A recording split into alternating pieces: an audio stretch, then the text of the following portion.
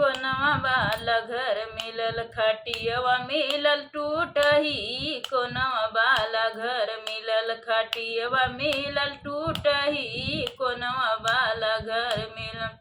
सोने की थाली में जेवना बनाए, सोने की थाली में जेवना परोसे, जे मना न जे वैसा जन्म गईल दुबई, कोनवा वाला घर मिला खटियवा मिलल टूटही, कोनवा वाला घर मिलल खटियवा मिलल टूटही, कोनवा वाला घर मिलल खटियवा मिलल टूटही, कोनवा वाला घर मिलल